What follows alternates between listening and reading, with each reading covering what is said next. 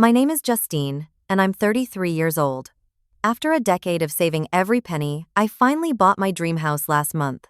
The moment I got the keys, I sent invitations to my entire family for a housewarming dinner. I spent days preparing guest rooms, cooking their favorite meals, and hanging family photos. As the hours ticked by on Saturday, my excitement turned to confusion, then heartbreak. Not a single family member showed up. While sitting alone among unopened boxes and cooling food, my phone buzzed with a text from Dad. "We need to talk about the house." Before I continue my story, let me know where you're watching from in the comments. Hit that subscribe button if you've ever felt that success sometimes comes with unexpected costs. I grew up in a cramped two-bedroom apartment on the east side of town. My parents, Thomas and Linda, worked multiple jobs to keep a roof over our heads. Mom waitressed mornings and cleaned offices at night, while Dad bounced between construction and security gigs depending on the season. My younger siblings, Natalie and Adam, shared the second bedroom, and I slept on a pull-out couch in the living room until I was 17. Money was always tight. I remember watching Mom stretch a pound of ground beef across 3 meals, adding more beans and less meat each time. Dad tracked every kilowatt on the electric bill and would lecture us if we left a light on in an empty room. "Electricity costs money we don't have," he'd say, flipping the switch with a sigh that carried the weight of his financial worries. Despite these hardships, we had Sunday drives. Once a month, Mom would convince Dad to borrow his brother's car, and we'd go for a drive through the affluent neighborhoods across town. Those streets lined with beautiful houses fascinated me. I'd press my face against the window, picking out my favorites and imagining what life might be like inside. "Look at that one with the red door, Mom," I'd say, pointing to a craftsman-style house with a wide front porch and hanging flower baskets. Mom would smile, her eyes lighting up. "That one's gorgeous, Justine. All those windows would let in so much natural light." But Dad's response never varied. "People like us don't own houses like that," he'd say, knuckles whitening on the steering wheel. "Best not to fill your head with impossible dreams." Those words stuck with me, not as a discouragement, but as a challenge. By 15, I convinced the owner of a local diner to hire me on weekends and after school. I saved every dollar, hiding my earnings in a lockbox under my pull-out bed. When my parents found out I was working, they expected me to contribute to household expenses. I did, but still managed to set aside half of every paycheck for my future. High school graduation brought unexpected news. My guidance counselor called me to her office one April afternoon. "Justine, have you checked your email today?" Mrs. Garner asked, barely containing her excitement. I hadn't. Internet at home was another luxury we couldn't afford. When she showed me the scholarship notification on her computer screen, I burst into tears. A full ride to State University, including housing. I was going to be the first person in my family to attend college. I expected my family to celebrate this victory. Mom did, hugging me tightly when I shared the news. "I always knew you were special," she whispered.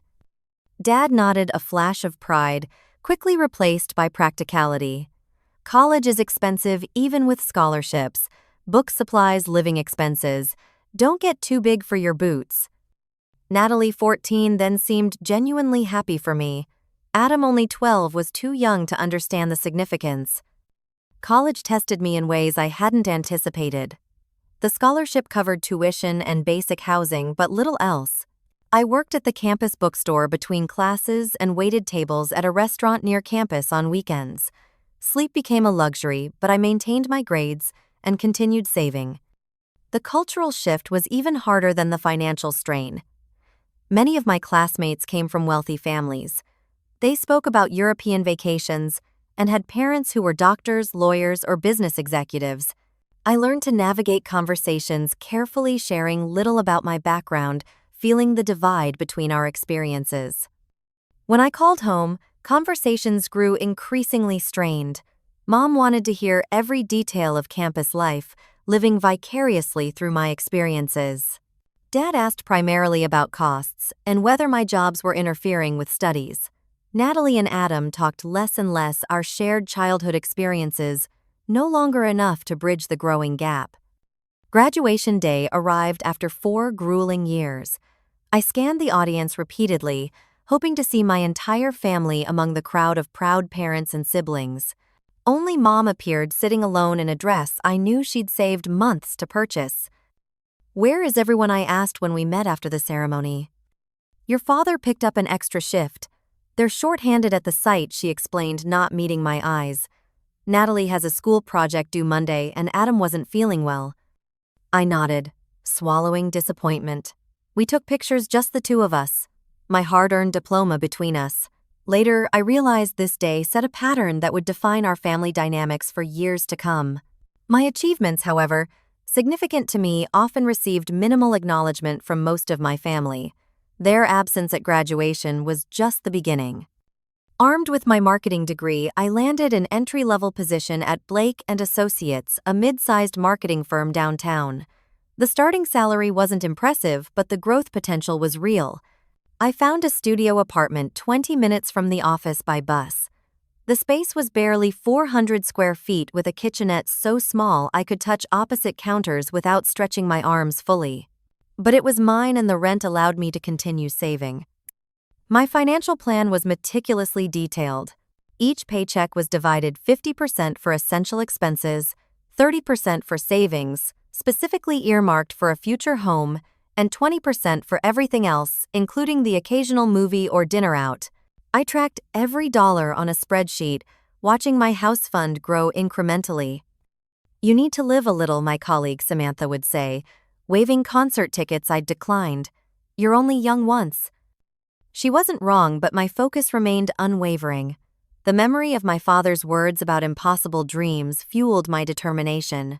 I wasn't just saving for a house, I was proving something to myself and my family. Professional growth came steadily. By my second year, I was promoted to account manager. Year 4 brought another promotion to senior account manager. The accompanying salary increases went directly into my house fund, rather than upgrading my living situation. Weekends and evenings, I built a side business managing social media accounts for local small businesses. What began as a single client, the florist around the corner from my apartment, expanded to 8 regular accounts. This additional income accelerated my savings significantly. My personal life, however, took a back seat to these financial goals. Friends stopped inviting me to costly outings, knowing my likely response. My apartment remained sparsely furnished with second-hand items. Vacations were non-existent. Even holidays became working days, as I took advantage of businesses needing social media coverage during breaks. During year 3 at the firm, I met Marcus in the elevator. He worked for the legal office 2 floors above ours.